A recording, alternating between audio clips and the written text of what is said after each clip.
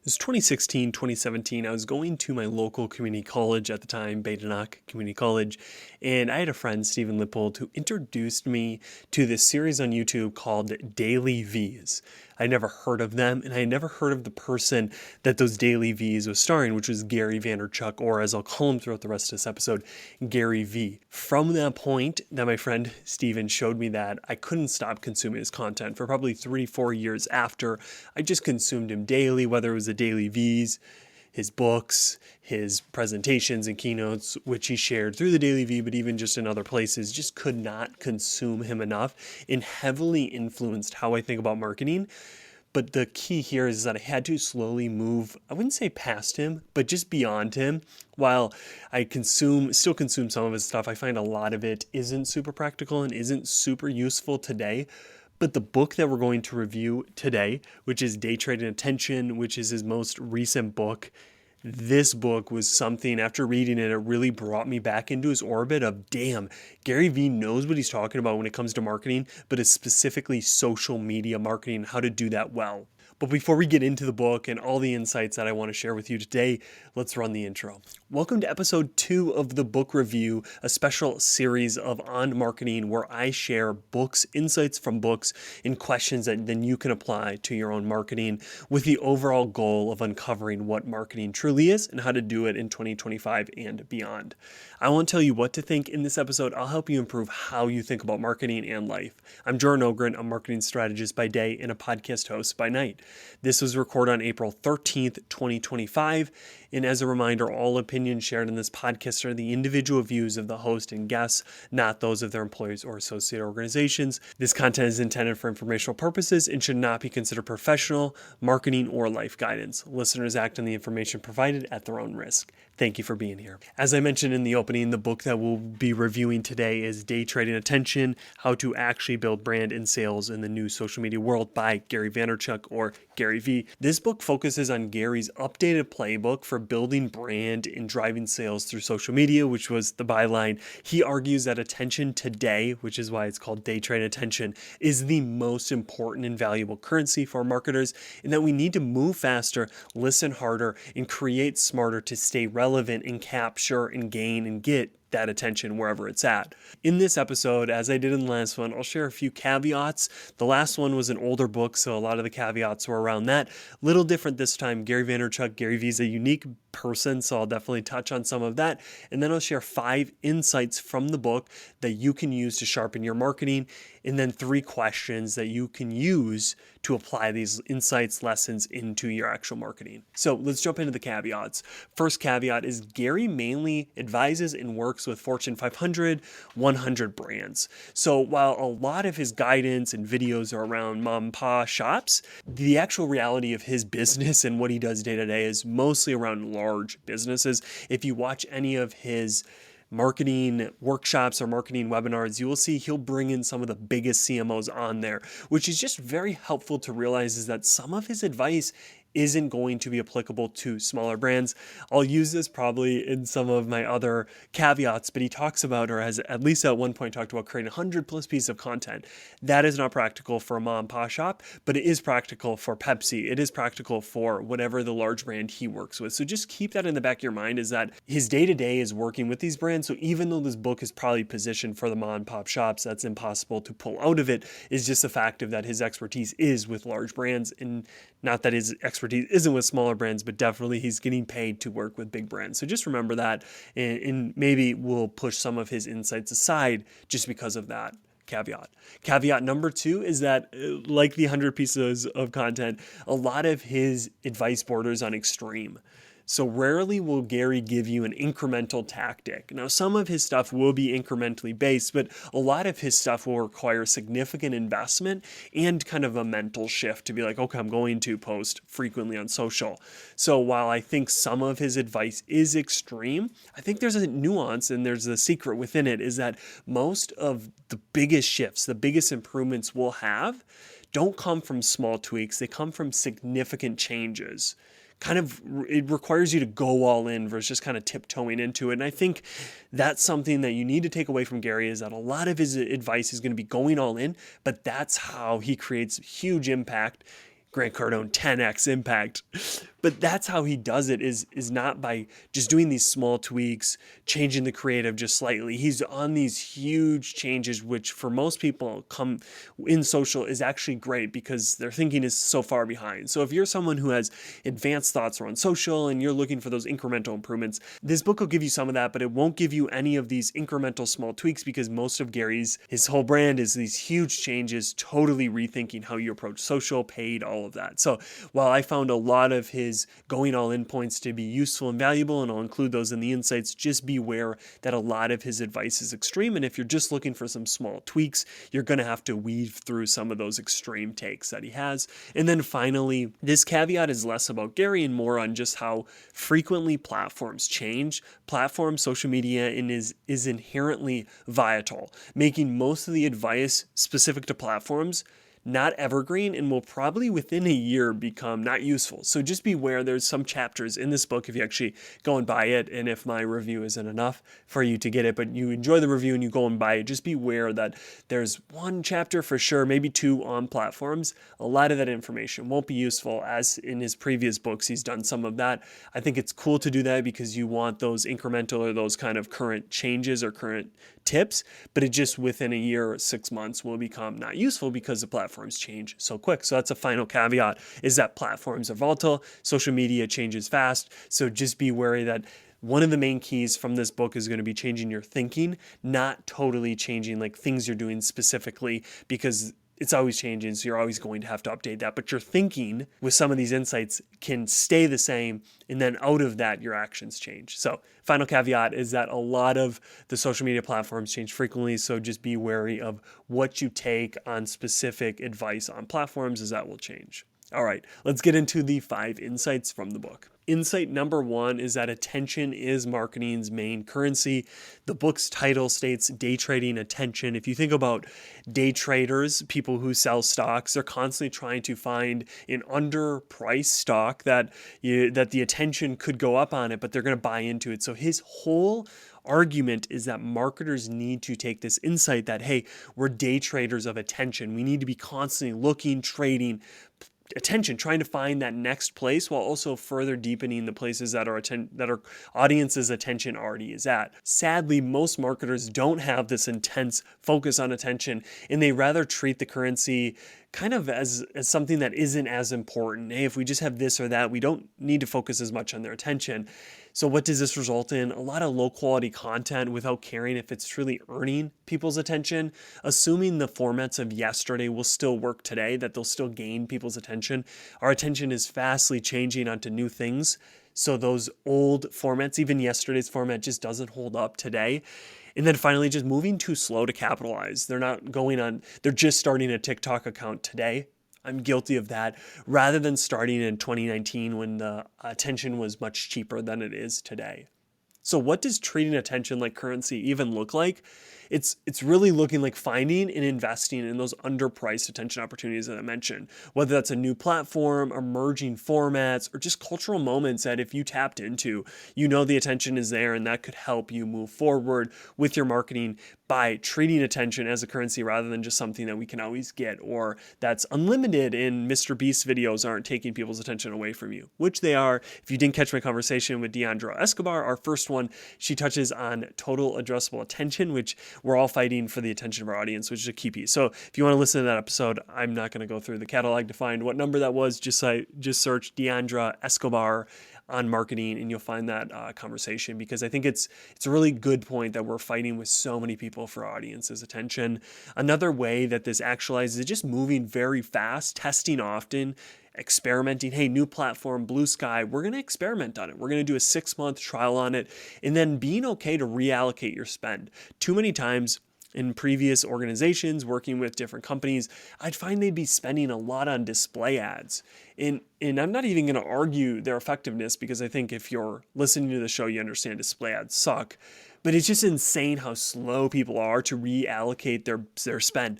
Money, they're literally just setting on fire versus trying to go to Facebook, going to these places that attention's currently at, and reallocating your spend there, which Gary shares later on in this insight number 3, how to actually do that. So stay tuned. And then this actualizes kind of at the top point of valuing engagement quality over vanity metrics like raw impressions or followers, just because you're realizing that the attention is the only thing that matters. And if our content isn't holding, gaining more of it, it doesn't matter how many views this got, how much, if the engagement isn't there. So I really think that's important. Engagement rate, some of these vanity metrics are still useful, but followers, impressions, as you'll see in the next insight, just don't matter as much. So the takeaways from this insight, attention is marketing's main currency, is treat attention with urgency. It's scarce. Don't treat it like it'll be here forever, or don't disrespect your audience's attention. If they're going to give it to you, make sure it's worthwhile, whatever you're delivering on content, messaging, or value. Find where attention is that's underpriced and move quick. So sometimes that's hard because you're going to be making guesses, Clubhouse, and some of those guesses will turn out to be wrong. But if you don't make the right guess, if you don't buy a lot of properties, you'll never land on the beachfront property that then booms in value. So find out where attention is going, where it's underpriced, and start investing through experiments. And then finally, remember that depth beats width. Too many times we think we want tons of impressions, tons of followers, but 1 minute of your ideal customer giving you their all attention is worth more than 1,000 people kind of going past your video and not actually engaging. So shifting your mind away from followers, impressions, to more of this engagement. Are we touching an interest of our audience? Which leads into insight number 2, which is how social media has shifted from follower-led to interest-led. This is, I think, one of the largest insights, and one of the things that I felt as a marketer the most in the marketplace is that social media platforms are no longer rewarding you for your followers. It used to be that followers were the gateway to visibility. If you wanted platforms to reward you, get your content in front of people, you need to have tons of followers, because then those followers would see your content. Facebook quickly dismantled that by essentially saying, we're only going to show this to 3% of your audience unless you give us more money. And then another significant shift that Gary talks about is the TikTokification of social media. So rather than content being surfaced based off who you're following, it's based on your interest. You give the platform interest signals, and then it will give you content that fills that. So rather than, okay, I'm following 20 people and I see all of their posts in my feed, the algorithm or the AI has gotten so good that it will know, hey, this person only has like 2 followers, but they created something that I know will be interesting to Jordan. We're going to give it to Jordan. So you could have 5 followers, but you could reach 5 million people. That never was possible on social media in the past, but that's possible today. So I find that so interesting and such a foundational shift to how we approach social media, because the follower numbers don't really matter anymore. Sure, they matter to your ego, but they don't actually matter to your content marketing success, or just in general, your marketing's ability to drive outcomes, which I think that's really great for a lot of people who haven't spent tons of time building an audience, but it does require a little bit of energy to start to then create content in a different way, which is, how do we adapt to this interest-led? How do we adapt to interest-led platforms rather than follower-led platforms? First thing, build content, create content around discoverability. So think about, what does your audience love? What do they share? What are they seeking out? Which is kind of common, which probably isn't different that much, but it really makes you start thinking outside the box rather than just, we have this many followers and they're going to see our stuff. You have to then actually start to get creative and create things that they're trying to find, that a high chance of being discovered. Next, which I've talked about a bit, focus less on your followers and more on creating content that naturally finds the people you want to find. So that means you have to understand their interests. You have to understand their fears. What do they laugh at? Which takes a little bit more time than just saying, hey, since we have all these followers, we can create whatever we want. Let's talk about our products. You actually have to create things that are interesting. So I hope the days are forever gone of saying, a bank per se, saying, hey, our CD rates are at this percent. It doesn't matter, because no one's going to see that, because nobody's interest is, what are the CD rates at? Or, hey, I want to get an auto loan. Nobody cares. So I think we're going to move from service and product-based post to things that people actually find interesting, skits, things that people can laugh at or learn from. So again, finally, the key to adapting this is paying attention to what content is getting shared and saved by your audience, not just those following you, and then recreating similar content in your brand, in your voice that matches that or touches on a similar interest. So then the algorithms, which are super smart, can pull your piece of content to tons of people that aren't following you, which then could follow you. So key takeaways: followers don't equal reach anymore. Interest does. If you create interesting content, people will find it. The AI, the algorithm will get it to them. And then stop building for followers, as we said, and build for engagement and discovery. Insight number 3, which I mentioned earlier, is the new way to do organic and paid. So the simplest way to think about this is your organic is a lab. It's kind of a research lab for your paid. So if things do well in your organic place, because now it doesn't matter how many followers you have, you could create a piece of content that is interesting, that gets tons of engagement. Then from that, you can say, we need to create an ad, maybe not similar, exactly like that, but very close to it, because we know we've already validated that this does well through organic. The challenge or the mistake is to create paid and organic as two separate islands. This results in you posting random content, hoping it could go viral organically without any sort of follow-up plan or ability to then turn that into a paid ad, spending heavily on paid ads without knowing what messaging or what type of content actually works, aside from what you've done only in the paid space, which I think is a bad place to experiment because you're spending money. And then treating paid media as a crutch for weak creative instead of a force multiplier. Sometimes we'll put money behind the shittiest creative, the crappiest ad, while we could just use organic to have a force multiplier to say, this is doing well. These types of posts are doing well. Let's post more of them. And then guess what? Putting money behind a successful piece of content will only help it be more successful. Crazy, I know. It's insane. It's almost like a startup, or you're trying to introduce a product to market. Get the feedback quickly before you put tons of money into feature development and all that. I find it has such similar parallels where you can use audience feedback, organic, to fuel your paid. So what does a modern organic and paid strategy look like? You create high quality organic content based on your audience's interests and other insights you have on your audience. Then you fuel that through engagement. So you start to comment back, hopefully, and you see what's getting shared, what are people reacting to before you put money into any of it. And then you amplify only the best performing pieces through paid media to just scale their impact they're already creating. This totally shifts most people's approach, where it's like, we can do paid media without it doing any organic. And my argument used to be, that's stupid, because I'll go to your page after I see your ad, and if you have nothing organically there, I probably won't engage, I probably won't buy from you. While that argument still holds up, it's just bad thinking to say we don't need to do organic, we just can do paid or social media. And I think that fails almost every single time. I've yet to find an example of a company who's doing only paid media. Maybe they do a few organic posts, but they just suck. They're investing no actual effort, money into their organic, and then those paid media, that paid ads, are doing well. It just rarely happens. And most times, again, they're just lighting their money on fire. So it's this kind of a 3-step process. You get very intentional about the organic content you're putting out. You monitor that and you talk with people about that. And then you start to put money behind the best performing piece of content that your audience has told you, not you in some boardroom thinking this will be what our audience likes, so let's put a lot of money behind it. I love it. I think this was one of my biggest takeaways from the book, is just this thinking of using organic to fuel your paid. I love it. I see those two strategies working so hand in hand. What are the takeaways for this third insight? Organic, as I said, is your research lab. Paid is your megaphone. Use organic to learn, and then use your paid dollars to amplify the things you learned. Don't scale content that you haven't proven to work first.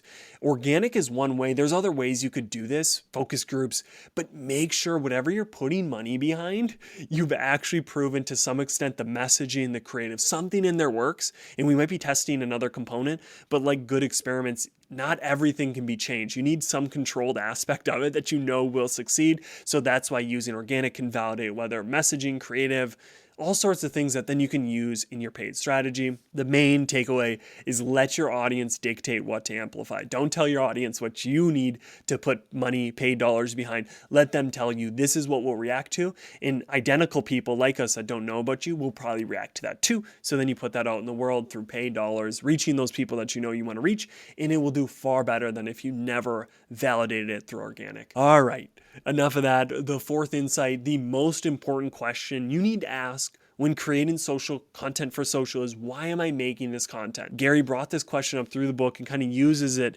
repeatedly because it's so important for marketers to go back to what's the purpose, because many times we can create content with no clear purpose. We can just post to meet an internal calendar or stay active. This is a reason why I hate content calendars in their current form, because they just promote posting and not actually touching into the interests of your audience. Again, as I said, making product center posts without thinking about what's useful to the audience. Why am I making this piece about the cost of this car or whatever, when nobody wants to know how much your cars cost? They want to laugh at how terrible car salesmen are. So you create some funny content around that rather than product centered. But again, if you have no clear purpose, you could create a lot of those. If you're not asking, why am I making this? And then creating content out of habit instead of intention, leading to essentially invisible and ineffective content, which most businesses are struggling with today. So what does creating purposeful content look like? What does answering, why am I making this content every single time? Every piece of content has a specific reason. It should either educate, entertain, inspire, or build permission to sell something. You start to get super specific on this piece can't do all of it. I had a recent conversation a few episodes ago with Vivek Shankar, and he talked about not all pieces of content need to be like super good and super flashy. If you can understand what's the job of this piece of content, why am I making this piece of content, and then deliver on that job, it will be a success, even if it's not some super shiny thing or whatever you think all content needs to be. So this then makes you get very intentional of every time you create, why are we making this content? You can also then start to match pieces of content to the journey, to that customer's journey, whether it's awareness, consideration, conversion. You can go through all of them: top of the funnel, middle of the funnel, bottom of the funnel. And then it's just a simple gut check, which I think is important for everybody, but just simple gut check every time you post to say, if I were my audience, would I care? Which then is kind of inherent in that question of, why am I making this content? And if I can't answer if I would care, then I probably shouldn't do it. So a few takeaways from this insight: if you can't explain why you're posting it, don't post it. Simple as that. Purposeful content attracts, random content gets ignored. While nobody will know maybe your intention, because you shouldn't put your intention on that piece of content, I think we will feel it. I think with people, relational, when someone's intentional, you just feel that versus like, okay, that was a really nice act, but I do feel like you kind of just randomly were by the flower store and then you just bought me flowers, rather than going across town, being intentional about it. They don't need to tell you, hey honey, I drove across town to get you these flowers. You feel it, that they were far more intentional than just some random act of kindness, which again, if you're going to do nothing, do some random acts of kindness. So if you're not doing any content, I guess random content is a good start, but just get more intentional and purposeful with your content, putting things on it for each piece. This is middle of the funnel, and this is going to be an educational piece. This is top of the funnel and entertainment. It just makes your pieces far more, direct. But then you can also start to look back and say, none of the posts that were around middle of the funnel and entertainment worked. Maybe we need to do entertainment at top of the funnel. So it's also a great way to then look back to ensure, hey, we're making improvement on our content, rather than just like, I don't know what's working, because we aren't intentional at all. And then, which I think this is a key takeaway, and as I mentioned, why I hate content calendars: make content decisions that serve your audience first, not your content calendar. I don't think I need to say more on that takeaway, as I think that's the whole point of this, is you stop creating content just randomly and you start to create content that is purposeful. And finally, insight number 5, thank you for sticking with me if you're still here. Number 5, comments, conversations, and listening are your best content strategies. Too many brands still think marketing is about talking and not listening, thinking that social is a megaphone, as we talked about earlier, rather than a research lab where you can learn from it. So sometimes this results as people treat comments as a vanity signal instead of a strategic insight tool. So maybe we're hype about the comments, but we're not actually reading them or going actually deep to take them in. We're just like, look at how many comments we got. It's more of a boost to our ego than actually trying to learn from them, which then results in us sometimes ignoring rich audience feedback because it's inconvenient or uncomfortable. And that comments from someone who probably is not an ideal customer. And then this also results in missing those biggest opportunities by just assuming sometimes what they hear isn't what actual people want, rather than being almost a slave to those comments, being very open to changing based off what you get, which is like what somebody who's a listener does, is they take in so much, and they don't always take it right to heart, but they take in so much that they're able to move forward in a better place, a better position stance than if they took nothing in. So what does turning listening into a strategy actually look like? First, actively monitoring comments, DMs, and conversations that are happening outside of your content or even your industry, just to understand what your audience is thinking or where their attention is split.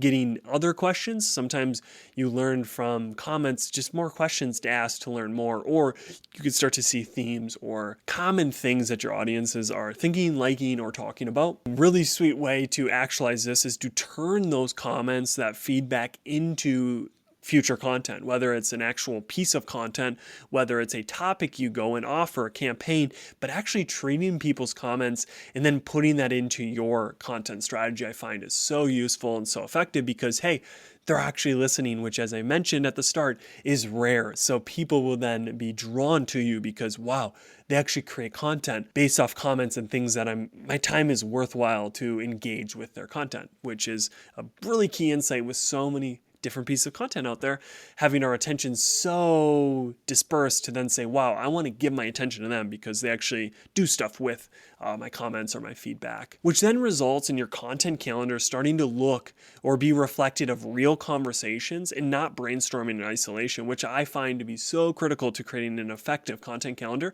is ensure that it actually touches on things that people in your audience actually want to talk about, hear about, or think about, rather than just what you need to get them, what you need to say to them, or how you want to present your products and your offerings. So a few final takeaways is stop guessing what your audience wants and just ask them. They're already telling you in different ways. Ask them and go find that out through their content, through their comments, or through different engagements on content that they have. Comments are gold mines. As I mentioned, you need to pay attention to them and actually do something from them. And just this fact that listening is the fastest way to create content that feels made for me than just trying to guess or shoot in a barrel. As I talked about, if I ask a question and then that content creator or that business then addresses that in a bigger piece of content, I'm sold for life. They actually care. They're treating my attention not as something that's fleeting, but something that's so pristine, something that's so scarce that they're going to keep creating more content based off me giving their attention. And I think that's something we can all emulate in our own marketing. But now to make this far more practical, I want to jump to the 3 questions to contemplate to ensure that you leave this episode with real practical improvements versus just some theoretical wisdom, which is also helpful. Question number 1, where is my audience attention right now and where is it heading next? Attention is shifting faster than ever and most brands are moving too slow. So while you could be relying overtly on legacy platforms, Facebook, websites, your audience has likely shifted to new places, TikTok, LinkedIn, YouTube Shorts. You need to be creating content for where your audience is now, not where they used to be. Ignoring early signs of platform fatigue or changing your audience consumes content will lead to less effective content because you're slower to be where they are and to create content that they want to see. So again, as we talked about so much through this episode, continually watch where your audience is, where they're spending their time, talk to them, ask them, and you might even find a new app, a new place, Reddit, that you didn't even think about putting content out on. Experiment early and often, test new content formats, emerging platforms, new features within platforms, and just push the envelope on finding new attention and capturing new places of attention. And finally, ask your audience directly, whether through polls, DMs, email surveys, face-to-face, ask where they are, where they're paying the most attention to, and then act on that. Am I creating content where my audience attention is going or just where it used to be? A powerful question that hopefully will get you to pivot a little bit in where you're creating content. Question number 2, how often am I listening to my audience versus talking at them? Listening will show you what your audience really cares about. In talking, just ends up in you guessing because you never hear what they actually have to say. So how do you listen better? Mind the comments, DMs, forums, reviews, even the things that aren't great about your business or your service. Those are the ones that actually probably have the most gold for improvements.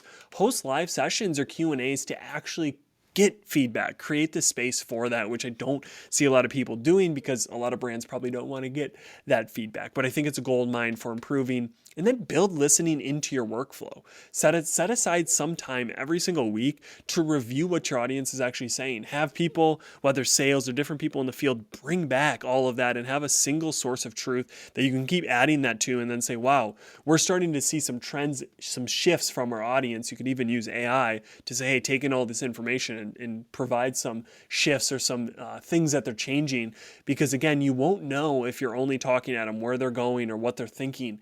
But by listening, you get that inner scope, you get that insight into their life that then allows you to be ahead of the curve. How often am I building content from what I hear my audience saying rather than just broadcasting what I want to say? For many brands, it'll be far more on the broadcasting side than listening and then creating content that your audience wants. But that is where the opportunity is. Question number 3, final question. I'm even getting tired talking here, so I hope you're still with me. Question number 3 is, where am I trying to scale something that hasn't proven it works yet? Am I running ads on things that I have not done any sort of validation to actually ensure that my audience wants to see those ads? One really interesting thing that I will pull here to make it far more practical is LinkedIn ads have transitioned to this very deep, at least what I've seen, is they're almost these deep learning posts. You'll see an ad, and rather than some ads that are only maybe 3 sentences, these ads will literally be probably 1,500 to 3,000 word posts, and they're doing really well. So again, if they didn't validate that through organic, which you see a lot of those organic posts, pretty long posts on LinkedIn, they validated that and then said, hey, people want to see people, long posts, let's merge those together. And then all of a sudden, I've been getting so many of these ads on LinkedIn where it's combining almost like interview-based posts, but it's an ad. So it's not like, hey, click here to learn more. The whole ad is the content, the value, which I find to be interesting and probably something that has proved valuable on organic social, which then now is being amplified through paid. So here's how you can validate before scaling your content through paid ads. Start small and test. Let organic tell you what's going on, but try to start small. Just do a few different formats and monitor those over a month to 2 months to then begin investing some money into the successful pieces of content. Use that paid media to amplify those winners. Only scale what's already working, which is already earning you attention in the organic feeds, but then will likely more or less earn you attention in the paid feeds. And then just continually tighten that feedback loop. Sorry if there's any Lukes listening to this. Most people have a very long feedback loop. They're getting feedback whether months or even years later. Try to ensure that you have a system that allows you to post stuff on organic, talk with customers, have a place in which you're dropping all these feedback insights into, so you have a single source of truth that you can go to say, hey, I think our audience is moving here. Here's the things that tell me that from what we've listened to them say. Am I scaling content that has already been proven to work? Or am I just pushing ideas I wish would work? Such a great question. I think it could be foundational to changing and improving your marketing. And that's a wrap on the second book review we've done for the special edition of On Marketing. I'm planning to do these every other month, every few months, mixing them into the regular flow of episodes. That said, though, I'd love to hear what you're thinking. Do you enjoy the book review format? Are there other books that you want me to review in the future? Because honestly, I don't want to tease a little bit, but the next book is going to be This is Strategy by Seth Godin. I don't know how. I've been reading a lot of Seth Godin lately, but if there's a book you want me to read, an author you want me to share on here, let me know. And if there's just anything I could do to make these better, more helpful, or more enjoyable, please send me a quick email, Jordan, Jordano, @hey.com. So again, that's Jordano, Jordano @hey.com, and share any ways that I could improve it, any books you want me to review, or just anything that could improve this. Your feedback is so important to making this show worthwhile to do.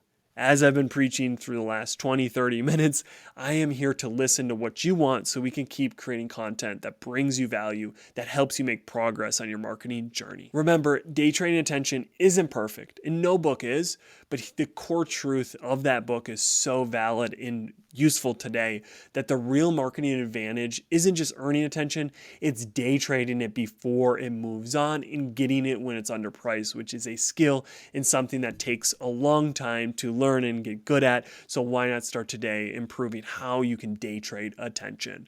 Thank you for listening, and I hope to see you back for the next book review and for the next episode of On Marketing. What one idea or topic of conversation stood out to you today? Write it down, share it with a friend, post on social. The main thing is take action. That's how we go from theory to mastery. We need to practice. We need to put it into practice. Thank you for listening and being here, and I hope you tune in next week.